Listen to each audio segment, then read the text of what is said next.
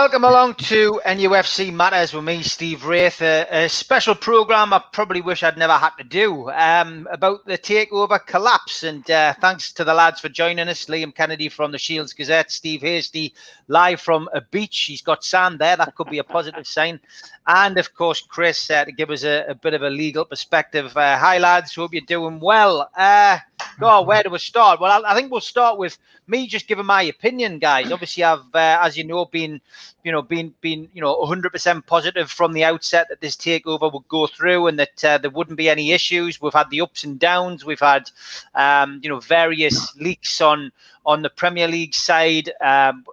Leaks from, it seems, PR teams on both, the buyer and the seller side. But nothing really put me off feeling that this would get done at some point. Even up to yesterday when, the statement came out from Richard Masters and he said he was sympathising with Newcastle fans, etc. I personally felt that it was still 100% likely that we would see a takeover go through. So what's changed my mind? What has made me feel that this is now dead in the water? I'll tell you what it is. It's quite simple. Mike Ashley's response yesterday. Mike Ashley comes out, and essentially says that the Premier League have rejected this deal. The Premier League have rejected the deal. Well, the Premier League would come out and say that, you would have thought. You think they would come out and at least say, well, yeah, that's between us, the buyer and the seller, but yeah, the deal has been rejected. You think that would be what would happen. Likewise, if the deal was approved, you think that would come out and say the deal is approved. But for Mike Ashley to come out on his birthday of all days and say that the takeover has collapsed and it's been rejected without anybody else saying anything, to me strikes to be very suspicious. That's got to be my honest opinion. As people know, I've got people who I speak to on both sides of the table, the buyers and the sellers side, people who I trust, good sources. They've never let me down throughout the whole process, hence the reason I've been so optimistic that it was going to go through. And the word that I've had from both sides is that this is up the creek without a paddle now, and that is why why I've gone out and said what I've had to say on TalkSport and BBC Radio Newcastle, both of which you can listen to on catch up later on today. And I haven't had much opposition to that from those people who would claim that they're in the know, the likes of Simon Jordan, Jim White, people who've also got good connections, good contacts on both sides of the table, are getting the same message. Craig Hope, another journalist who's been fairly spot on. George Culkin, who's been fairly spot on throughout the whole process. They have also come back with similar attitudes to me, that they feel this is now potentially dead in the water. PCP have probably lost their deposit along with the Rubens and PIF. And would PIF consider coming back to the table? No, I doubt it. So that, in a nutshell, guys, is how I feel. It's too much to tweet. A lot of people asking me questions. You were 100% confident. What's changed? And for me, it's a fluid situation. It's something which has changed day to day. That's why everybody has got a different mindset at different times and at different occasions. Do I think it could be resurrected? Do I think there'd be legal action? I'll leave that to Chris. When we get to Chris, to give us an answer on that. Is there a way forward? It depends what's happened, but that's my view. I've given you lock, stock, and barrel. I've been honest throughout the whole proceedings. Don't worry about trolls, guys. I get them all the time. People saying this, that, and the other. These people are still following me. God knows why, but they are. But I don't really care. Let them get on with it. Steve Hasty, I'm going to come to you. Yeah, you're obviously on some kind of family trip out or something, so I don't want to take up too much of your time, and if you need to get off, please do. But thanks for coming on. But Steve, obviously, give us your view, your opinion, mate. You've been like me. You've been quite positive. You've been a voice of reason. What's your take on what's happened over probably the last week, I would say, rather than the last 24 hours? All the way along, as you know, I've been very, very positive in the whole process. I thought that from the contacts that you've had, the contacts that we've both had, that I've had separately, that I felt as though that this deal was going to continue, and the deal was continuing behind the scenes. Right up until yesterday, yesterday morning, I felt as though everything was still ticking along. It got to the afternoon. I watched Richard Masters talking, and I still thought it was still ticking along. I thought I thought it was interesting what he came out with. He started suddenly becoming sympathetic to Newcastle supporters. Whether or not the show that he was doing with Dan Rowan was supposed to be talking about the takeover or not, I'm not too sure. I suspect it wasn't. It was more to do with the meetings that have been had at most football clubs with both the Premier League and now with supporters regarding Project Return. But he got caught and he got dragged into a conversation and he started saying that he felt sorry for Newcastle fans. And if you want my take on it, I think within half an hour, or maybe it's an hour, pissed up Mike Ashley went, hang on a minute, who does he think he is trying to be sympathetic to Newcastle fans? When the reason Newcastle fans are in the state they're in is because of him and because of the Premier League, and I'm having none of it. And I think at that point, Ashley just thought, you know what, I'm just going to tell people, I'm just going to come out and say, you know what, the Premier League rejected this. Whether they have rejected it or not, who knows? Because I haven't seen anything from the Premier League that says it's been rejected. All I'm hearing is from Mike Ashley. And Ashley's come out and said, you know what, this is rejected. I'm out here. Sort it out, Masters. I couldn't give a monkeys. How dare you try and throw what she probably thought was, if he's been working behind the scenes on it as well, the curveball to make the blame onto him, especially after what he's been doing within the club over the last fortnight, bringing in new signings. And I think that's what happened. I think Ashley just went, you know what, I'm just going to tell people that this is not to do with me. I'm not the bad guy in this. It's the Premier League who are the bad guy. That's where I'm standing. That's where I'm looking at. I'm looking down the beach at George Bay here. There's nobody around us. There's no players running up sand dunes or nothing like that. So I can probably say what I like. But that's the situation as I feel at the moment, Steve. Okay, Chris, let's get a welcome to Mitch. We'll come to you in a bit, Mitch. Chris, let's get a legal perspective from you. I mean, where do we stand on this? Because, we had a buyer, we had PIF, PCP, the Rubens all at the table. My understanding, of course, was the PIF withdrew. Not the bid in general. They withdrew from the owners and directors test because they were getting messed around. They withdrew from the owners and directors test. So for PCP, that created a bit of a problem for them. That was the major investor. My understanding has been the PCP have been working away in the background to try and get the deal resurrected, to try and find a solution to the owners and directors test, which was on its way to being failed but hadn't been failed. And now we're in a situation where something has gone wrong, something has happened, and we're all left a little bit in limbo because there's a missing piece of the jigsaw. But all we know is that Mike Ashley's come out and for want of a better expression, a good old Geordie expression, he's thrown a wobbler. Whether he was, sober or drunk or whatever on his birthday, who knows? But for one reason, he's throwing a wobbler. Now, he's now got to back that up. Now, has he woke up this morning with a hangover and wondering, God, what did I say? Or has he woke up this morning thinking, I need to back this up. I've got to sort this out. I've got to do something, which is gonna try and change Master's mind. Where do we stand, Chris? Try and give us a legal perspective. All right. So. In terms of a legal case, a court challenge, the only party to the deal that could actually take this to court would be Mike Ashley. There wouldn't be. I don't see any grounds for PIF, Stavely, or the Rubens to challenge this in court because from we don't even know if there actually has been a decision. We just have Mike Ashley's statement. So if we go on that and say Mike Ashley is just pulled out and there's been no actual there's no decision from the Premier League to challenge, then Mike Ashley is the only one that could go forward with a legal challenge, and it would be on the lines of restraint of trade. I'm a willing seller. I found a willing buyer, and a regulatory agency, in this case the Premier League, is preventing me from selling my club to what I deem as a fit and proper owner. So anyone sort of looking to like what's PIF going to do, what's Stavely going to do, I don't think that they have that's not who to look for. It's to look for Mike Ashley to challenge this.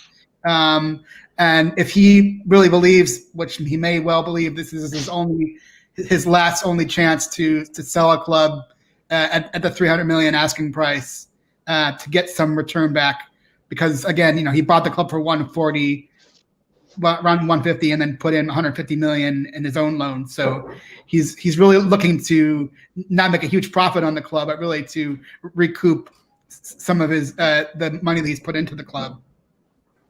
I've got to be honest, Chris. Mike Ashley, right, couldn't lie straight in bed for me, and ultimately, everything that Mike Ashley says, I always take with a pinch of salt. So I'm not gonna just suddenly believe him because he says this has been rejected when we haven't had an official confirmation from the Premier League. So that's what I'm saying. For me, I think this has been some kind of knee-jerk reaction from Mike Ashley, and I do think that something's happened to sort that, to get that kind of reaction. And Mike Ashley does this. He's got history for it.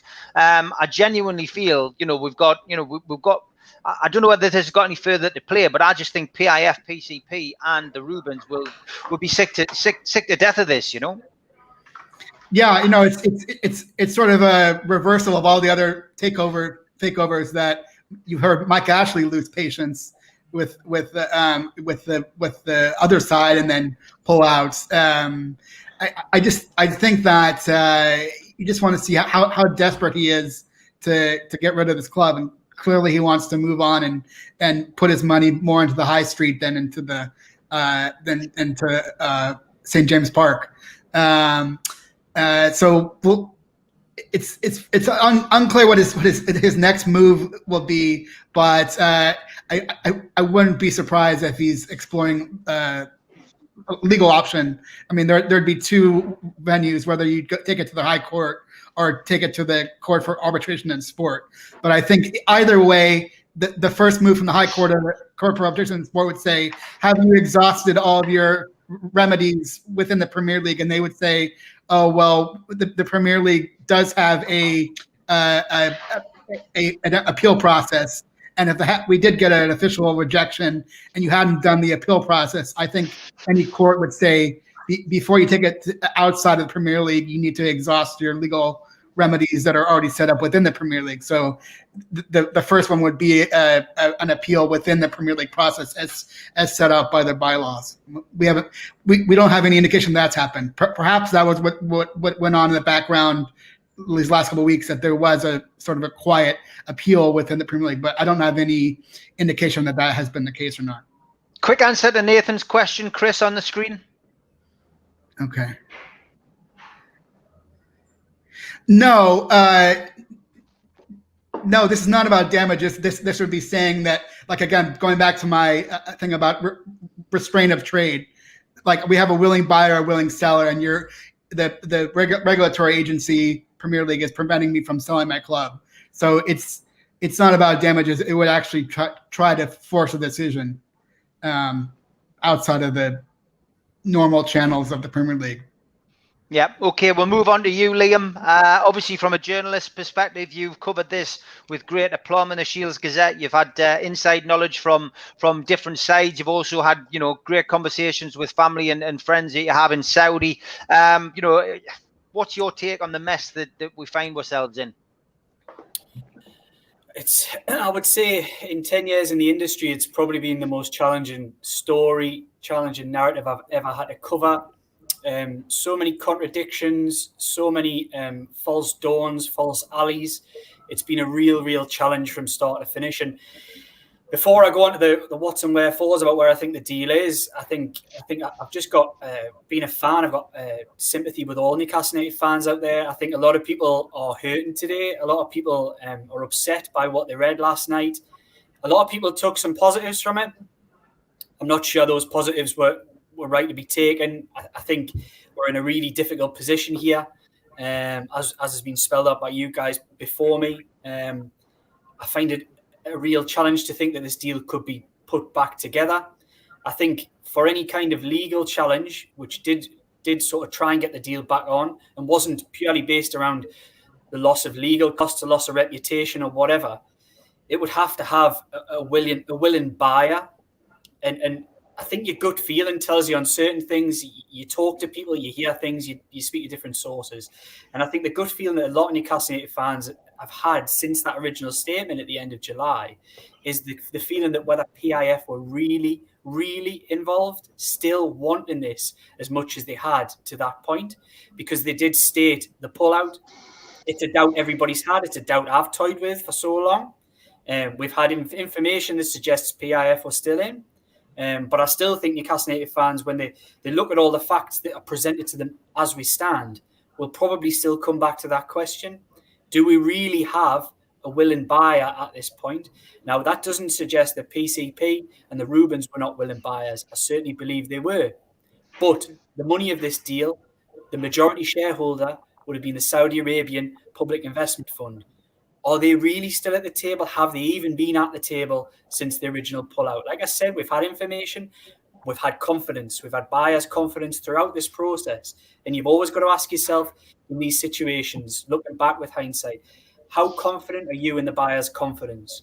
They've been very confident throughout this process on a number of different occasions, and they've come back with, they've hit avenues that have gone dead, as we all have in this process. And I think I've lost a little bit of confidence in the confidence from sources in that sense that if this deal was going to go through and if there was as much confidence placed in it by the bodies that are making these decisions, then it would have gone through by now.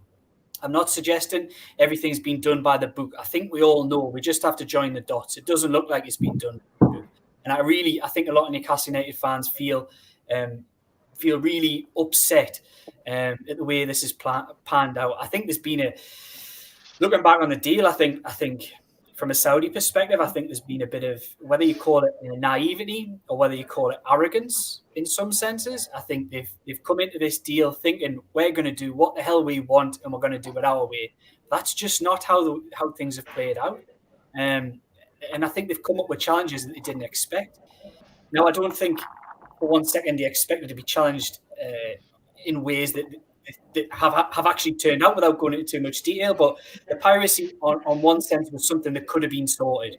That if you really had intentions on buying an English Premier League football club, which I think they did, surely you should have got all those ducks in line before you started a bid. Especially the people who took the bid to the Saudis, PCP, probably should have picked up on this as well and realised that this is going to be a major problem. It has proved a major problem, no matter what the reasons or why or wherefore, as Mike Ashley, the Premier League, may say. The piracy has been a massive problem, and it hasn't been sorted out. It still hasn't been sorted out. They've tried after the event to put things in action that still haven't been enough. You can tell I'm going around in circles here. I'm totally jarred, vexed, everything you can think of. It's been really an unsettling 6 months. It sucked me right in. It sucked all Newcastle United fans right in. And I think it's one of those things that, unfortunately, we're at a point now where we're on the verge of a new football season. We've had an exciting week. It's been a Newcastle United week.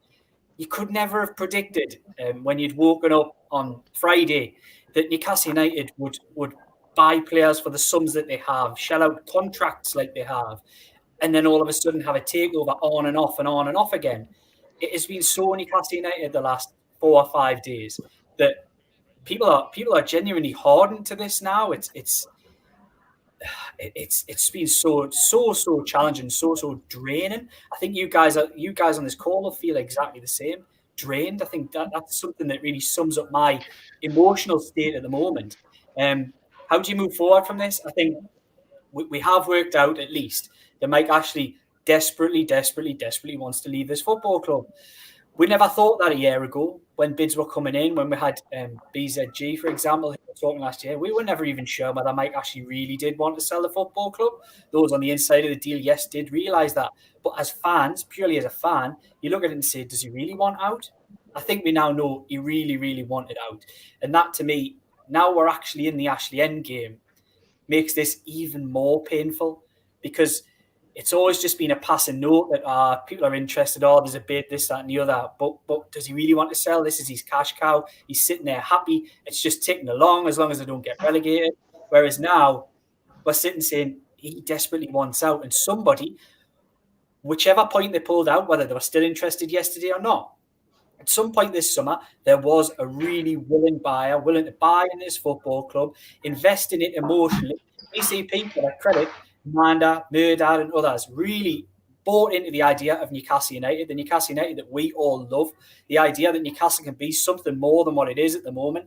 And that is even more damaging because there was people willing to take this football club on who really understood it. And then there was going to be a big financial back end behind that as well.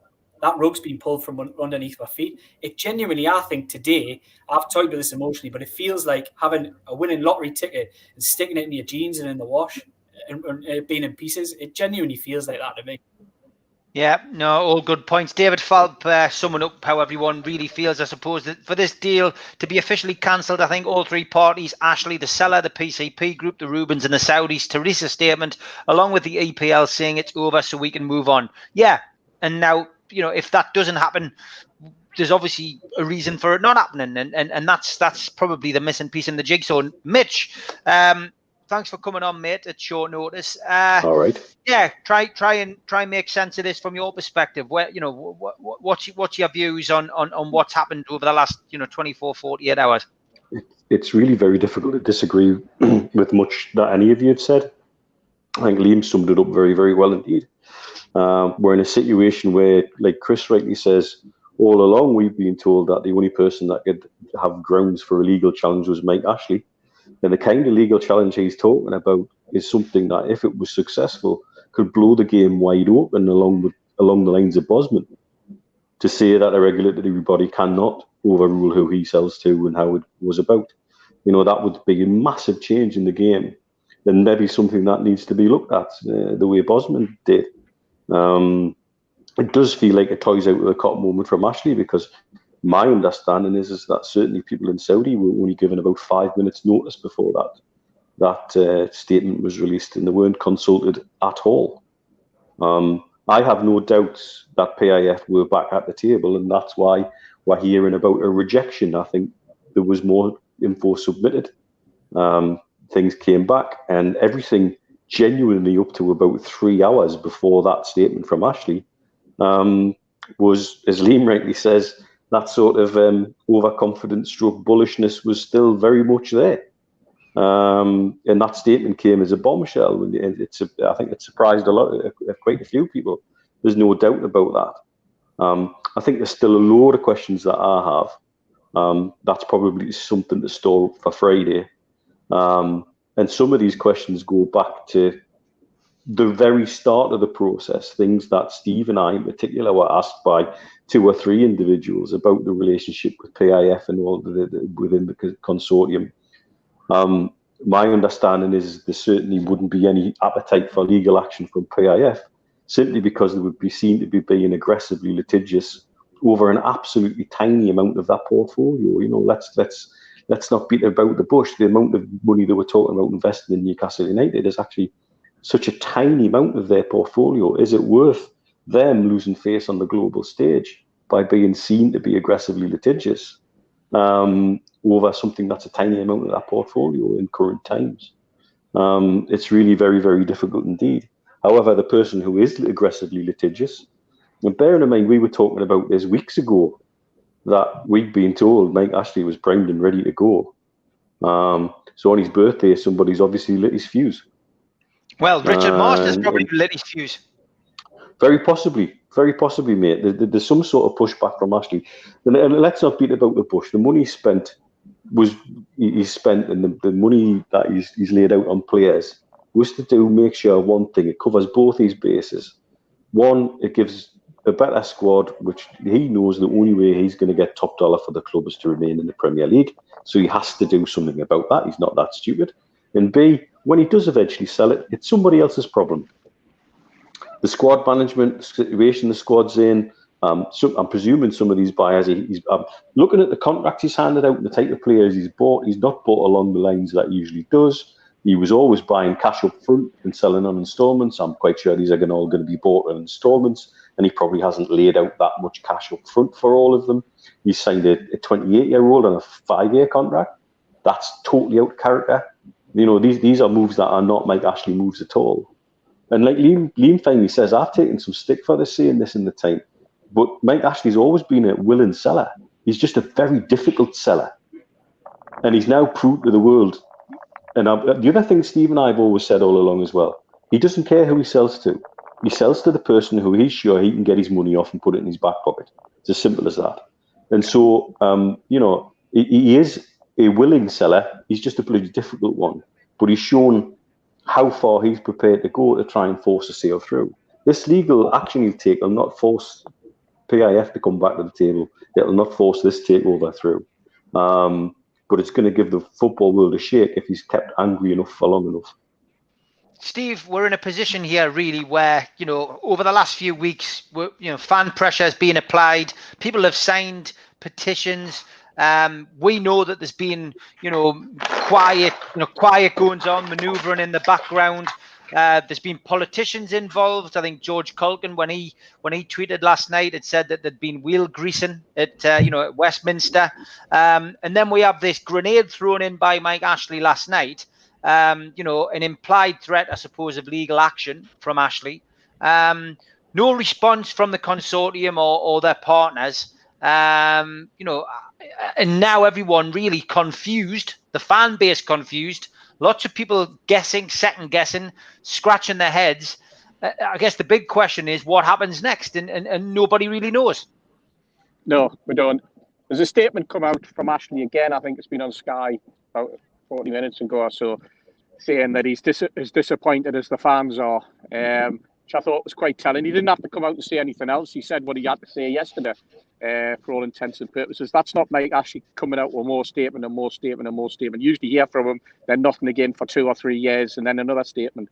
So I'll stand by what I said earlier, that he threw his bottles out the pram. Whether he was pissed or not, I don't know. Like you say, Steve, it was his birthday. And let's see what happens in the next 24, 48. I think everybody's commenting saying we've got to start hearing from PCP, from the Rubens, from the Premier League themselves. And if we do hear from them and we do hear statements from them, then we'll...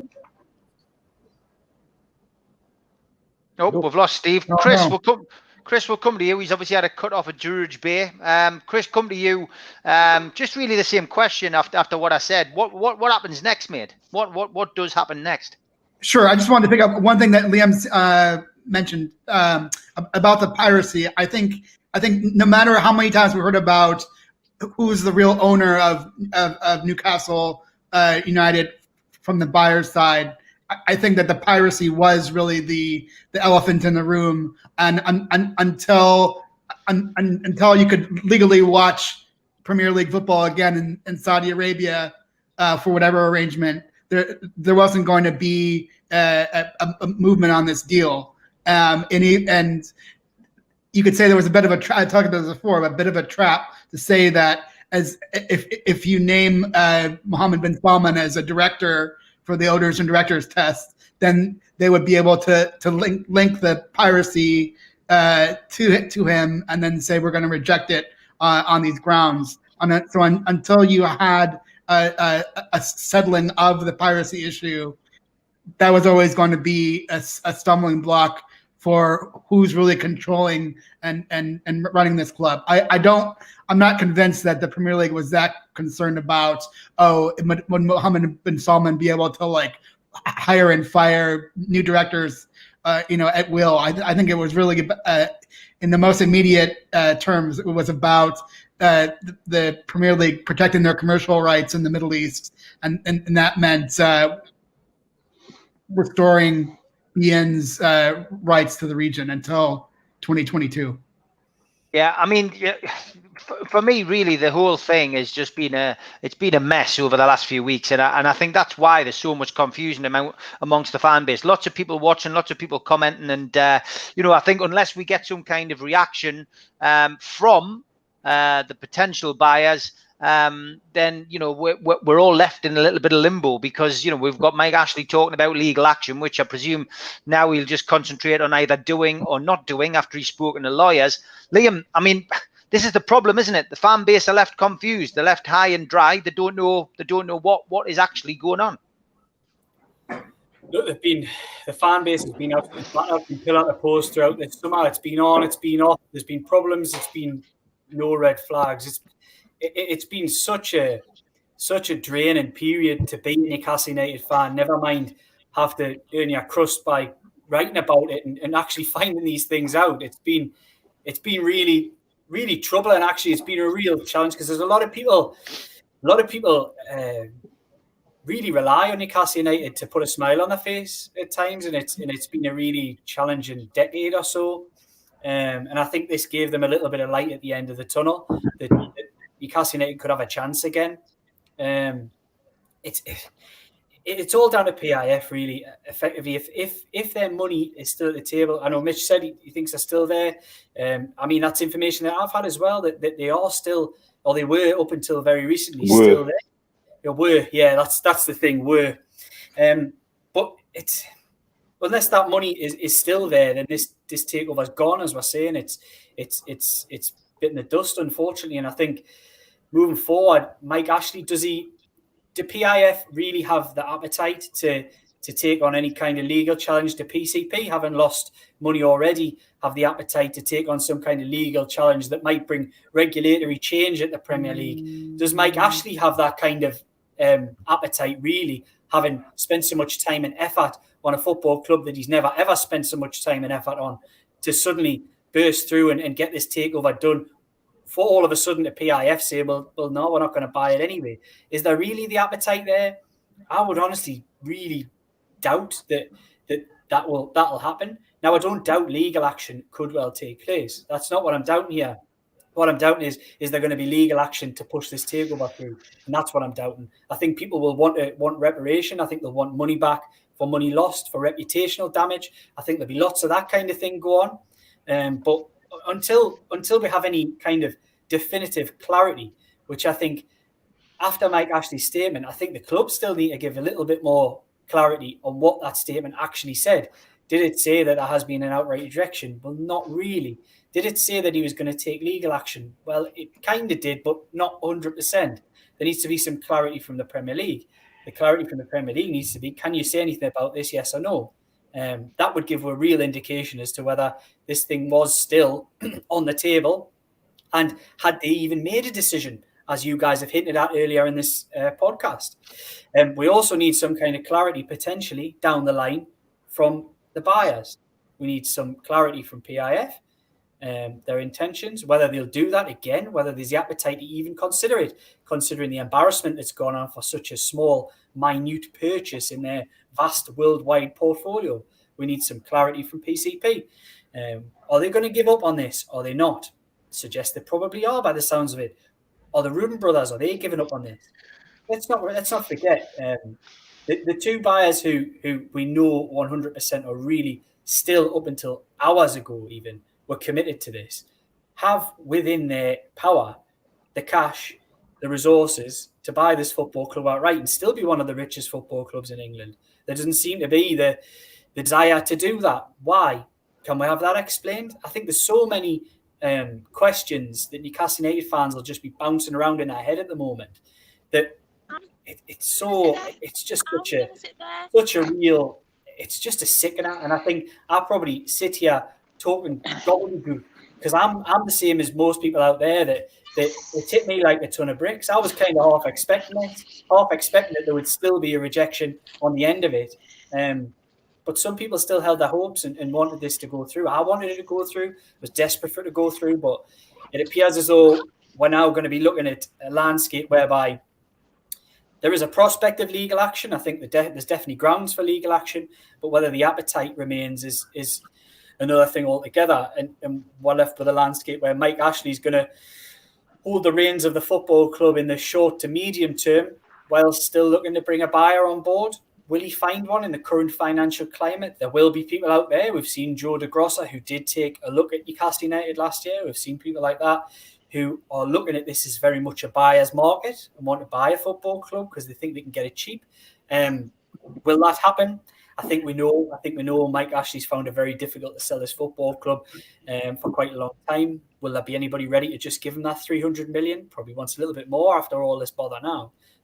Is there anybody willing to do that? I'm not so sure. Mitch was talking before about the contracts. I can see why Mike Ashley is so angry this week, because he's kind of given out deals. It was mentioned Callum Wilson's on a deal till he's 33 at least. takes a year option to be 34. He was on 100 grand a week at Bournemouth, let's not forget, right? If he's on anywhere close to that at Newcastle United, he breaks the wage structure. He's the highest paid footballer at Newcastle United. I would suggest he isn't coming back for much of a wage cut. It might be 90 grand. I don't know. I'm speculating here, but you think he's not going to take a massive wage cut to come to Newcastle United. So let's say he's on 100 grand, for example. He's going to still be earning that potentially in a Mike Ashley ownership at the age of 34. Jeff Hendrick, they wouldn't give a 2-year deal to Mo Diarmi when he was a crucial part of the first team when he was 30 to take him to 32. He left because they only offered him a 1-year deal. Jeff Hendrick, who will be on more money than Mo Diarmi was on because he was a free contract, has now been given a deal till the age of 32. Mike Ashley will be sitting now very, very angry because I think he's taking these decisions. There was a lot of speculation saying, have PIF, have PCP had a little hand, give a little bit of money. I don't think that's my speculation. I don't think they did. But I think Mike Ashley made those decisions with the idea that his club was gone and he wouldn't have to deal with that in 2 years' time when he was facing up another injury for Callum Wilson, who was going to be stuck on a contract till he was 34. And I think that's really telling it. Mike Ashley will be absolutely seething. And you can tell by the nature of the statement that he is, because these are deals that he does not want to fulfill. He doesn't want to be sitting here in 4 years' time paying a 34-year-old, 5 years' time paying a 34-year-old 100 grand a week. It's incredible. And that would actually, in the medium term, leave me with a lot of concern about the future of Newcastle United if Mike Ashley is still sitting here in a year's time, because there's no way, shape or form he's changed for the good. He's not changed forever. He's only changed because he thought he was getting rid. He will not do this again. Next summer will not be the same. And that could be a real problem because we're back to the bargain basement next year and there'll be no big contracts for no Premier League players coming around.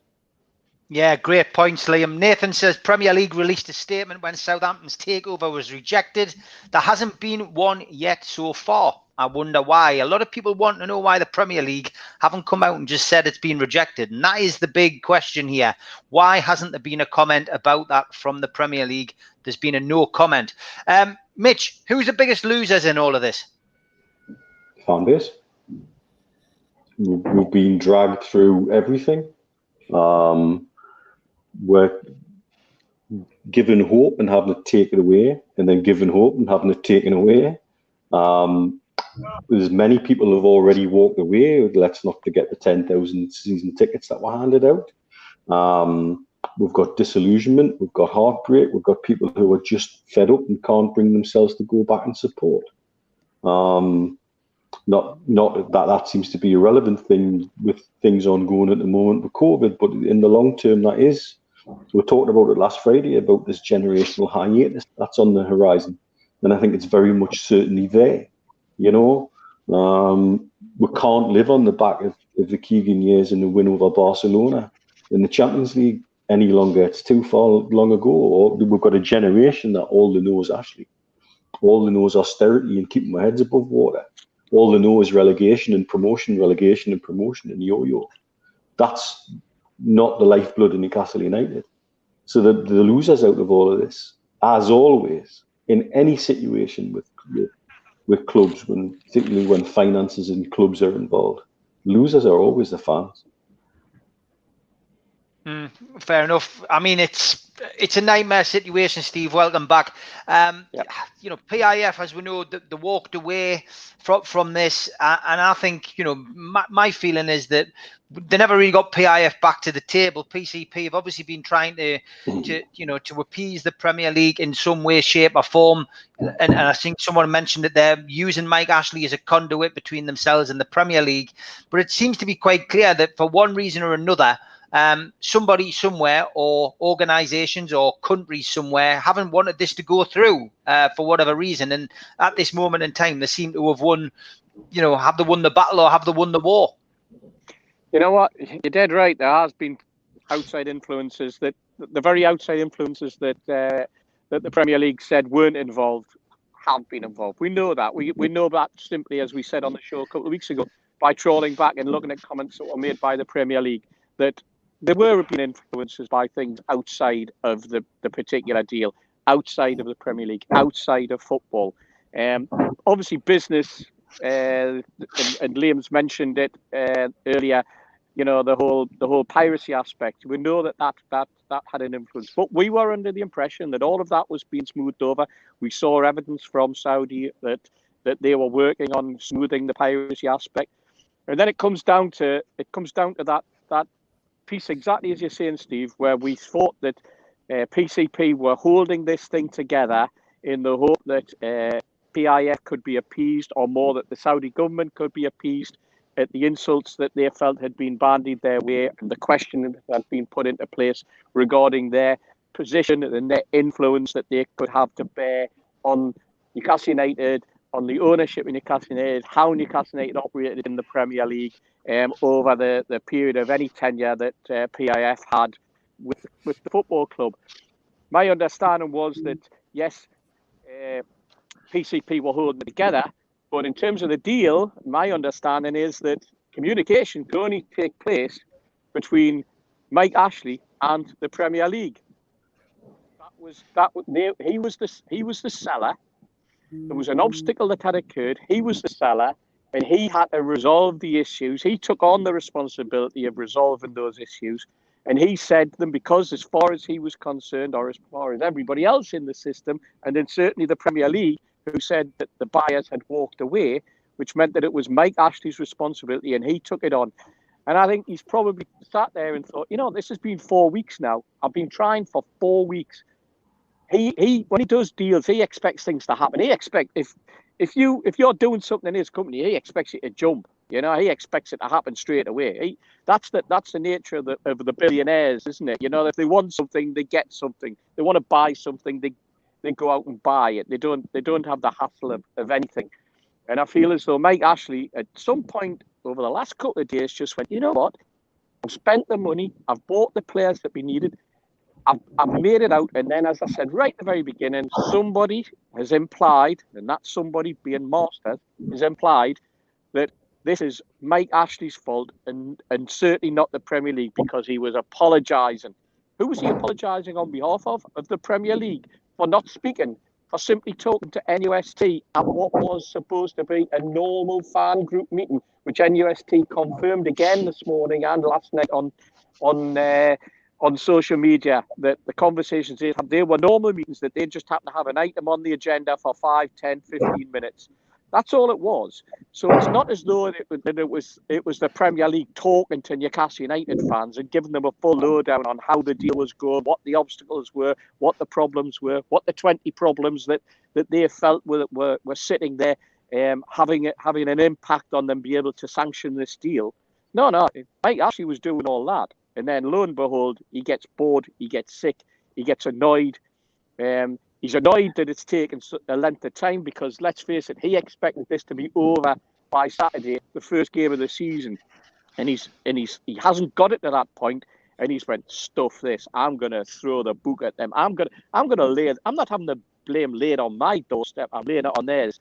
Now, Liam, you've talked about issues there with the amount of money that he spent. If Mike Ashley has done what I expect him to do, which is basically do transfer deals over the length of the deal, and I know you perhaps feel as though he's reverted back to form and he's bought Callum Wilson, for example, outright, 20 million quid, and he's bought the other lad for £13 million outright. There's his 33 million. I suspect if I was doing a deal, if I was Mike Ashley, I wouldn't have done that sort of deal this time round, knowing that over the horizon, within a matter of days, the club wasn't going to be mine anymore. I would have been doing the deals that said, you know what, 4-year deal for Wilson, that's 5 million. £13 million deal for the other lad, you know what, I'll pay 3. So I'm spreading it over the length of period of their contracts. That's what I would have been doing. So basically what he spent is 8 million quid.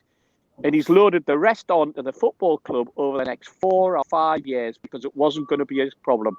Now it is his problem. No wonder he's cheesed off, for God's sake. No wonder he threw his bottles out the pram, A, because of the length of time, and B, the amount of money that he's now going to have to spend. Not the amount of money he spent, the amount of money he's now going to have to be spent, that's been burdened and lumbered on the books of the football club, that he thought he was getting away from and wasn't going to have anything to do with. That's my belief. Now, that's the way I'm sitting. And can this be pulled together? Of course it can. Any deal that feels as though it's going to fall to bits can be put back together again. No question, but it's got to have willing partners to do that. Whether PCP, whether the PIF, whether the Reuben brothers have got the stomach to carry this on. Supporters, I'm sure, are absolutely pig sick of it. We know Mike Ashley's pig sick of it, and the Premier League are more than likely pig sick of it, because this is going to have ramifications for them if Mike Ashley does decide that he's going to go for the jugular, as Neil says, and give us another Bosman situation where he suddenly starts to question. And I suppose I'll raise the question of, has Mike Ashley got the backing within other football clubs within the Premier League? Because how many of those other football clubs, given COVID, given the issues, given the money that could have been coming into the game, that isn't going to come, and adding to the fact that Mike Ashley's probably also paid off, because what is they said yesterday with Masters, we could be looking at £700 million being missing from the Premier League coffers simply because of the fact that fans are not going to be allowed into stadiums this season. And if they do let them in, you're looking at somewhere between 10 and 15% for most clubs, if the configurations work, possibly 30 for other football clubs. Everybody's going to struggle. Everybody. And now Mike Ashley's going to struggle even more because of something that's been thrown at him by Richard Masters in the Premier League. Good stuff. Chris, Jason Carter's question there. What could Ashley mean when the club stated, considering all relevant options? Legal options, of course, but what else, Jason's asking? Well, I mean, there's sort of semi-legal options like arbitration. There's not a whole menu of options there. I think it's just sort of a non-committal way to say that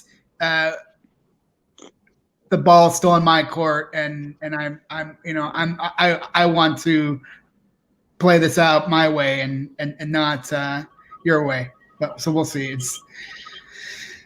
I wouldn't be surprised if Mike Ashley takes legal action. I would want to clarify whether they have gone for any kind of appeal process within the Premier League that we haven't heard about, because again, like that would certainly be a prerequisite to sort of take the legal action outside of the Premier League. They'd have to exhaust the remedies inside the Premier League first. Simple question to all ears. I'm going to come to you, Chris, first. Is this the end, do you think? Or is, in your heart of hearts, do you think that, that there's fight in the belly of the potential buyers and that it'll come back? What's your honest opinion? This sort of feels like the end of the road for the consortium, but I do think that, there could be, whether it's Red Bull or other groups, Plata in the background, that would come in and in a sort of there's still, even without the fans coming back, I think that there's still an opportunity to buy an undervalued asset, and that if there are other willing buyers out there, that they will kind of come in and try to take the club off Ashley's hands while he's, desperate to sell it. So I would say yes, maybe it's the end of the PIF chapter, but the next chapter will be, whoever wants to come in and take Newcastle next. Okay, Liam, same question to you. Is this the end, or is this, maybe it's just the start with legal action, etc.? What's your gut instinct with this, and what's your heart telling you, what's your head telling you? My heart and head have been in constant conflict throughout this. It's been really difficult to really trust either, as it's been difficult to trust any sources as well, with so many conflicting messages. I feel like it's the end. I feel like the PIF deal is done. My sources in Saudi Arabia, probably for about the last 6 weeks since the pullout, have been very solid in their information that the Saudis will not come back. Obviously, other information's overridden that. But I don't believe they will. I don't believe they're back or come back in any way, shape, or form. I think for Newcastle United fans out there, the only positive I can really take from the information last night, today, and over the last 6 to 8 weeks is that hopefully in a year's time, might only be 6 months' time, we'll be sitting here with new owners, and this will all have just been a really, really bad dream. I'm not saying it's going to be PIF, but I genuinely believe that in the not too distant future, we will have new owners at this football club. I don't know who, what, where, when, but I do believe we're in the Ashley endgame. And I do believe that Newcastle United fans will get their club back in some way, shape, or form. I can't say when, and I certainly don't believe it's going to be PIF owned. And I seriously have my doubts whether it would even be PCP brokered. I know they've suggested they weren't going to give up on Newcastle United. This was before the last week or so. But I'd be very surprised, given the knocks that they've had and the problems they've encountered. The problems in some ways that they brought to the table, having got the Saudi finance. I'd be very surprised that if they came back, spent more of their personal fortune on trying to broker a deal for Newcastle United. Okay, good answer, Mitch. Same to you, mate. What's your feelings about this? Is it all over? I'm certainly convinced that there's no direct desire from PIF at the moment. That they were persuaded to come back to the table pending further information given. And now that they're noticing, I think this is relevant to what you were saying about communication coming through the club. The rejection came to the club, and that's why Ashley used the term, say, used. And they would be told through the club, not directly themselves. It's my belief that they were persuaded to come back behind the scenes and that manoeuvres were being made on the lowdown, and this rejection is a rejection. I'm convinced there's always going to be a desire from PCP and Amanda Staley specifically to try and do something for Newcastle United. I'm convinced that it's become something quite close to our heart. My counsel for that coming back in the future, if they ever were to, need to do it a different way. It needs to be done a very different way. And there are loads of different ways to do it. But as far as this particular takeover goes, yeah, it's done. Okay, Steve Hasty, same question to you, mate. You know what?